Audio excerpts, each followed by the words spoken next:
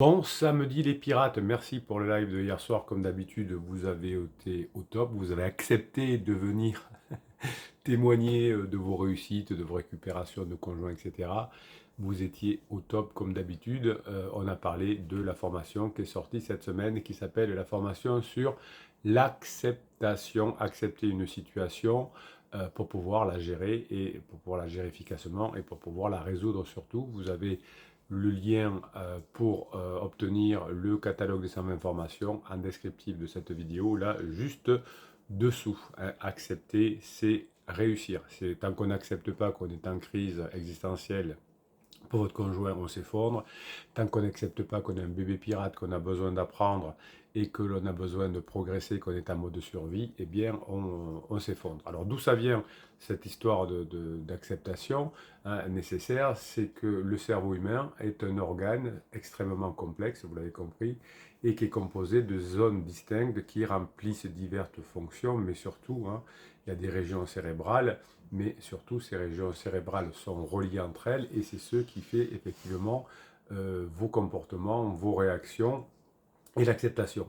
Il y a une époque où on travaillait avec des vieux schémas qu'on appelait à l'époque la PNL, je crois qu'il y a encore des coachs qui travaillent avec, qui était un truc marketing des années 70, où on disait qu'il y avait des trois zones du cerveau, avec le primaire, je crois, l'émotionnel et le cortex, enfin, il y avait un truc comme ça. Et effectivement, c'était pratique parce que c'était du marketing, mais le cerveau ne fonctionne pas du tout comme ça. Mais il y a encore des psys qui travaillent avec la PNL, de toute façon. Les neurosciences progressent chaque jour, mais il y a toujours des personnes qui restent évidemment avec les anciennes méthodes. Même si on sait aujourd'hui que ça ne fonctionne plus, ben, il y a des personnes qui ne savent pas que ça ne fonctionne pas. Donc finalement, le cerveau, c'est constitué de cellules, comme tout votre corps, et il existe plusieurs types de cellules dans le cerveau, et la diversité des types de cellules que vous avez rend le cerveau complexe. Il y a beaucoup de types de cellules, il n'y a pas trois zones de cerveau, de zones dans le cerveau, il y en a beaucoup plus que ça, et il y a sept types de cellules, donc il ne peut pas y avoir que trois zones avec je sais pas quoi, le limbique, le reptilien ou je ne sais pas quoi. Alors, il faut accepter ce que n'accepte pas votre conjoint, que votre cerveau vieillit et que le vieillissement va modifier le corps, mais aussi le fonctionnement du cerveau. C'est pour ça que votre conjoint est en crise existentielle, vous avez peut-être vous aussi traversé une crise existentielle. Le vieillissement est un processus naturel, inévitable. Quand on rentre en crise existentielle, évidemment, on ne veut pas le voir, on ne veut pas le savoir. Pourtant, à mesure que vous vieillissez, des changements physiques vont se produire dans votre corps et vous allez avoir petit à petit, lentement, des modifications de fonctions corporelles. On ne s'en aperçoit pas beaucoup. Peut-être des fois on s'en aperçoit, c'est pour ça qu'on rentre en crise existentielle à cause de chocs psychologiques. Tout d'un coup, je m'aperçois que j'ai mal au dos, que j'arrive moins bien à courir, que j'ai un ami qui est atteint d'une grave maladie, j'ai un ami qui vient de mourir, entre guillemets. Entre guillemets, il n'est pas bien placé, le capitaine. Là. Donc finalement, votre conjoint va prendre conscience tout d'un coup que son corps a vieilli et la mauvaise idée que l'on a quand on est en crise existentielle, c'est d'essayer de revenir en arrière. Donc d'acheter une voiture de sport, d'avoir un petit chou de 15 ans de moins, de se faire refaire le visage, les seins, les fesses, enfin, etc. Donc je pensais, jusqu'à il n'y a pas longtemps, que c'était surtout les femmes qui se faisaient refaire le corps. Et je me suis fait reprendre par des piratesses qui ont dit mon mari aussi, en crise existentielle, voulait se faire refaire les pectoraux, je ne sais pas. Donc on s'aperçoit tout d'un coup que l'on vieillit. Donc certains changements liés à l'âge sont faciles à voir dans les neurosciences. Je pense à la microglie, je pense aux gènes neuronaux, notamment les TRM1 et les NUN. Mais d'autres changements vont se produire subtilement, oui, subtilement, je cherchais le mot, à l'intérieur de votre corps, lorsque les organes et les structures internes commencent à s'abîmer, se décomposer. Je pense notamment au foie et à la rate, et nos télomètres, qui sont le bout finalement de notre ADN, vont raccourcir généralement au cours du vieillissement. Donc c'est le bout finalement des X et des Y, notamment, qui vont vieillir et qui vont se raccourcir. Donc finalement, hein, on ne peut pas faire autrement, mais le vieillissement, un jour ou l'autre, il va affecter le cerveau et va faire réagir votre conjoint. Donc on sait qu'avec l'âge, le cerveau diminue de volume et le nombre d'astrocytes, hein, et des autres cellules neuronales apparaît généralement comme préservé dans le cerveau humain. La microglie nous a montré notamment qu'une augmentation du niveau d'expression et une diminution des oligodendrites finalement vont faire que notre cerveau va petit à petit se réveiller en disant mais je suis en train de vieillir. Donc il y a dans l'ARN un modèle d'expression avec 10 régions cérébrales différentes, hein. Par exemple, quand on prend le cortex, il y a plusieurs cortex, le temporal, l'occipital, etc. Mais on n'a pas juste ces trois zones que l'on disait à l'époque dans la PNL, mais vous avez le cortex temporal, occipital, le thalamus, le cervelet, les substances blanches, l'hippocampe, la substantia nigra, le cortex frontal, le putamen, le medulla, enfin il y en a plein. Donc quand on examine les types de cellules, les microglies, les astrocytes, les oligodendrites, les neurones, etc., on s'aperçoit finalement que quand notre cerveau vieillit, eh bien, il y a un bouleversement, hein, dans ce cerveau, dans ce fonctionnement, et c'est ce qui va créer une crise existentielle. Alors plus tard, certaines maladies liées à l'âge comme Alzheimer ou Parkinson vont causer des dommages au cerveau qui vont traduire des symptômes encore plus importants, des symptômes moteurs et cognitifs. Mais la première partie, hein, où on s'aperçoit qu'on vieillit, va entraîner une crise existentielle, un mal-être, hein, avant d'avoir des symptômes physiques, un mal-être de vie. Et évidemment, le premier réflexe de votre conjoint, c'est de dire si je suis mal, c'est à cause de mon conjoint, puisqu'il ne fait pas ce que je veux et que effectivement, dans la partie 2 de votre couple, hein, la phase 2 de distantation liée à une sécurisation, a fait que finalement, hein, on croit que le problème vient de vous. Donc la recherche a montré que les modifications des cellules du cerveau vont commencer des décennies avant l'apparition des symptômes. Donc tout d'un coup, votre conjoint va se retrouver en crise et vous me dites, je ne comprends pas, c'est du jour au lendemain. Non, ce n'est pas du jour au lendemain, hein, ça c'est une erreur que vous faites.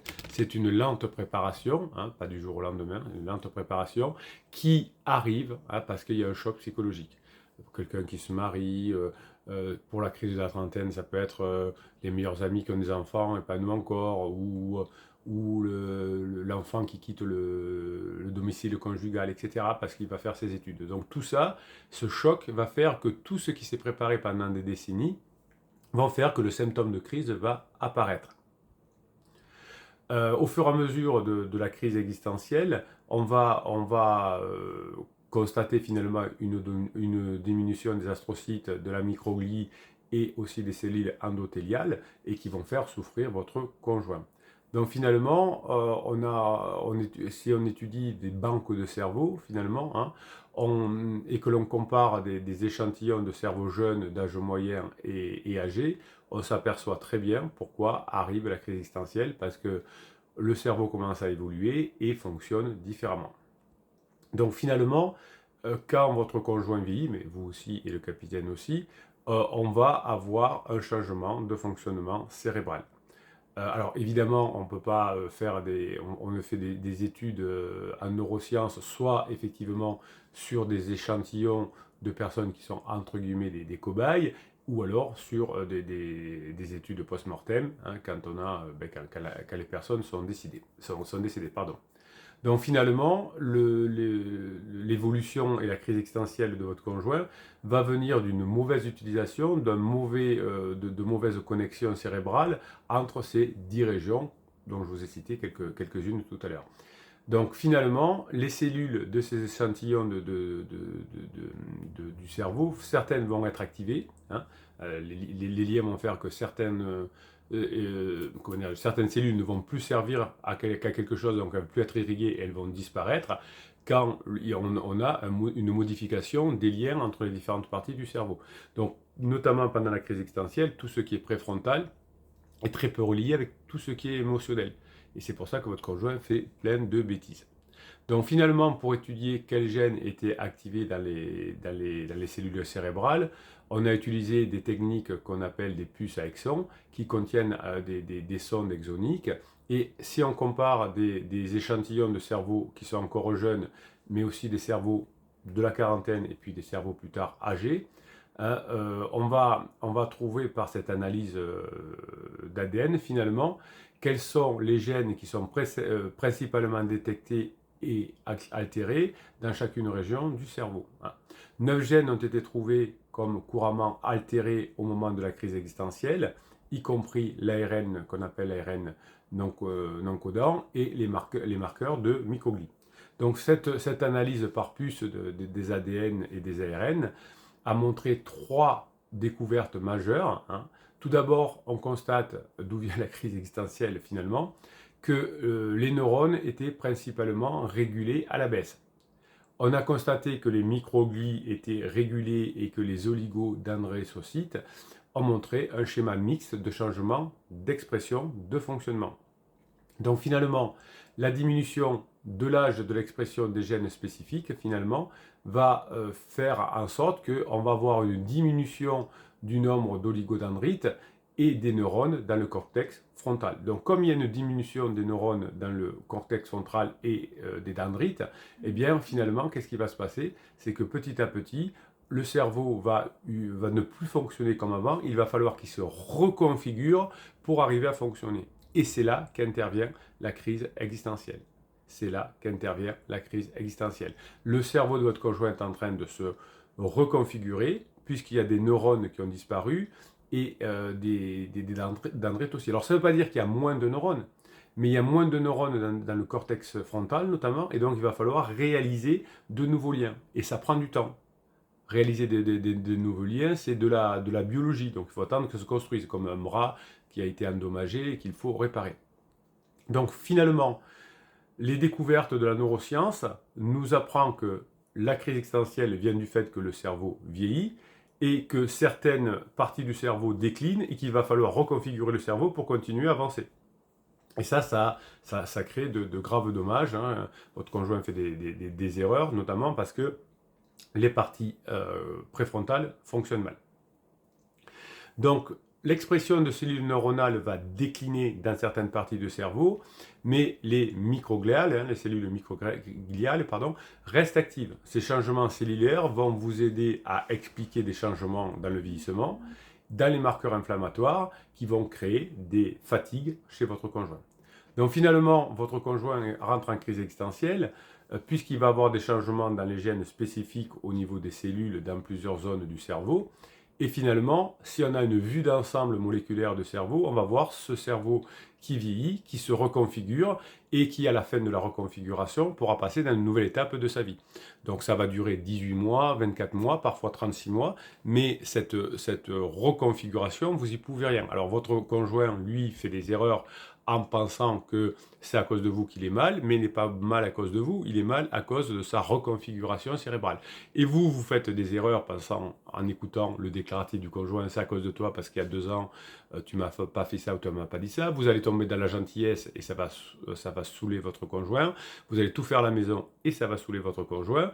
Il faut accepter, d'où la formation de cette semaine sur l'acceptation, que votre conjoint vieillit, que son cerveau vieillit, lui ne peut pas l'accepter pour l'instant. Le temps fera qu'il va l'accepter, qu'il va fonctionner différemment parce qu'il n'aura pas le choix. Il pourra prendre des petits choux, des voitures de sport, je ne sais quoi. Le cerveau aura vieilli et se sera reconfiguré. Et quand il se sera reconfiguré, eh bien évidemment, votre conjoint va sortir de cette crise. C'est pour ça que tout le monde sert de la crise. Donc grâce à un effort que vous allez faire sur vous-même, grâce à l'apprentissage que vous allez faire dans les formations, grâce au fait que grâce à l'apprentissage des formations, vous ne ferez plus d'erreurs, vous commettrez moins d'erreurs. La crise va se passer beaucoup plus sereinement, beaucoup moins dans le stress. Il y aura du stress entre pansement et criseux, si c'est une relation adultère ou si c'est des conjoints, des jeunes conjoints de bureau qui font la fête, voire quelqu'un qui revient du passé. Ça arrive, il va y avoir tout un tas de choses parce que votre conjoint va essayer de moins souffrir, de se soulager. Le but, c'est que vous fassiez ce qu'il faut, que vous appreniez à bien agir dans la crise existentielle de votre conjoint, que vous sachiez faire passer la crise de couple, que vous arrêtiez de commettre des interdits, que vous enregistrez cette formation du jour et les 120 autres qui sont en descriptif de cette vidéo aussi pour comprendre ces phénomènes-là. Et vous allez pouvoir utiliser ces phénomènes cérébraux, cette connaissance liée aux neurosciences dans tous les domaines de votre vie. Donc le cerveau de votre conjoint vieillit, votre conjoint s'en est rendu compte suite à un ou plusieurs chocs traumatiques. Ça y est, il s'en est rendu compte, yes, il est en train de vieillir. Au début, ben, il veut revenir en arrière pour ne pas souffrir.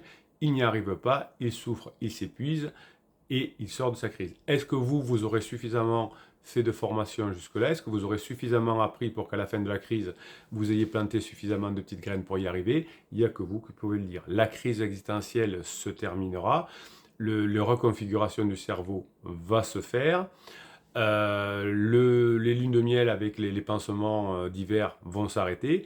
Est-ce que vous aurez suffisamment travaillé sur vous pour montrer à votre conjoint que vous avez changé et que maintenant vous êtes capable de savoir gérer votre couple en phase 4?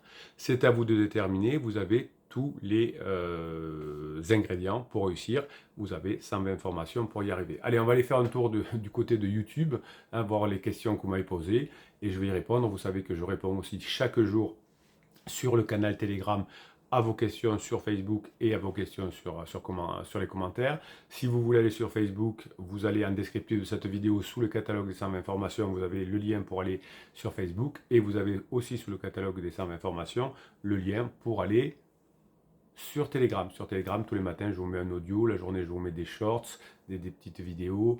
Je vous mets des textes qui sont liés à LinkedIn. Qu'est-ce que je vous mets encore? Des phrases pour vous motiver, pour avoir la grinta et pour avoir toujours le courage de mettre en place ce que vous apprenez dans les formations. Allez, un message de Valérie. Alors, je dis pas le vrai nom parce que c'est sur. Ah ben non, je pourrais parce que c'est sur YouTube. Bon, enfin, peu importe. Hein, c'est un commentaire d'une vidéo qui s'appelle Crise de la couple d'adultère comme une drogue. Donc, vous savez que lorsque je réponds à vos questions, je prends là où j'en suis au moment où je tourne la vidéo, je prends la première et on y va. Hello les capitaines, dit Valérie. Hello les pirates et bonjour le capitaine. Oui, c'est long, il y a sans arrêt des rebonds soit qui donnent la grinta, soit qui nous font douter. Oui, mais c'est un peu la vie aussi. Hein. Quand on pense qu'on va se sortir d'une situation, il y a toujours des rebonds. Hein. Même si vous avez fait la formation, Valérie, du storytelling, vous voyez que pour raconter des histoires intéressantes, il y a des rebonds. Hein. Vous voyez que sur Netflix, des choses comme ça, il y a toujours des histoires à rebonds. C'est le principe de la vie et vous allez être intéressant pour les pirates si vous arrivez à raconter des histoires avec des rebonds. La dépendance affective et émotionnelle plus la fatigue sont à mon sens des ennemis redoutables. Continuons de bosser, de croître, de maximiser nos atouts. Ouais, pendant toute la phase 2 du couple, hein, on croyait que tout allait bien, que notre couple était à l'abri, que nous, ça ne nous arriverait pas. Ben, on est tous des humains, on est tous moyens et on a tous un cerveau qui vieillit et donc on y arrive aussi. Continuons de bosser, de croître, de maximiser nos atouts et d'apprendre à nouveau. Oui, on a cessé d'apprendre à un moment donné de notre vie, hein, pendant la phase de sécurisation, et on le paye cash. Donc Valérie a raison, hein, quand on se remet à travailler. D'ailleurs, le fait de réapprendre, recréer des liens entre les différentes parties du cerveau et pratique un nouveau rajeunissement. L'objectif est la phase 4 pour nous et pour les enfants, mais la vraie raison de la crise de notre conjoint est de nous forcer à apprendre à être. Non, c'est juste pour accepter le vieillissement chez votre conjoint, mais effectivement, soit on en fait une opportunité, soit on en fait une menace. Hein, donc si on en fait une menace, on reste dans le côté bébé pirate, c'est injuste, etc. Soit on en fait une opportunité pour effectivement apprendre les neurosciences, apprendre les relations humaines et pouvoir être heureux dans sa vie. Transmettre ce bonheur à tous ceux qui nous entourent. C'est bien Valérie, c'est un beau message. Et finalement, quand et comment notre conjoint revient ne sont que des herbes folles et des fleurs sauvages qui jonchent notre chemin. Oui, hein, vous allez arriver forcément, quand vous êtes en train, vous allez forcément arriver à destination, mais peut-être pas comme le voudrait. Hein. Vous allez arriver en gare de Montpellier, c'est sûr, mais peut-être qu'il y aura du retard, peut-être on vous fera descendre du train pour finir en bus, peut-être que vous arriverez avant l'heure, mais vous arriverez. C'est certain, c'est comme dans la crise existentielle. Mais on ne peut pas exactement prévoir, même si 95% des trains ou 90% des trains arrivent à l'heure, eh bien pour la crise existentielle c'est pareil, on ne peut pas exactement connaître le temps. Notre cerveau a un biais, il aimerait bien savoir qu'est-ce qui va se passer dans l'avenir, donc d'où l'intérêt de consulter des voyantes, des tireuses de cartes ou des tireurs de cartes ou des voyants, parce que notre cerveau a besoin de connaître l'avenir. Et il se rassure des fois avec des biais cognitifs du type, si je fais un silence radio, c'est un truc magique, ça va marcher. Ben non, la vie est beaucoup plus subtile que ça, et ça vous arrange, parce que si la vie n'était pas subtile, vous ne récupériez pas votre gamin. Non, votre couple. Hein, votre couple. qui est parfois un peu comme quand même. Voilà, bah écoutez, je vous souhaite une bonne journée. Bruno, il raconte n'importe quoi. C'est la fin de journée. Quand il tourne cette vidéo, il en peut plus. Vous l'avez épuisé aujourd'hui avec votre qualité. Voilà. En tout cas, bravo les pirates, parce qu'on l'a vu hier soir dans le live encore, vous êtes super pertinents, vous avez des bonnes idées, vous avez des résultats, vous récupérez vos conjoints, et ce qui est génial, c'est que les anciens pirates qui ont déjà réussi à récupérer leurs conjoints reviennent dans les lives, ou reviennent dans les commentaires ou dans Facebook, et donnent un coup de boost aux pirates qui sont en train de récupérer leurs conjoints. Je vous souhaite la journée que vous méritez, mes pirates adorés. On se retrouve demain à 7h, mais on se retrouve toute la journée aussi sur Telegram pour avancer ensemble.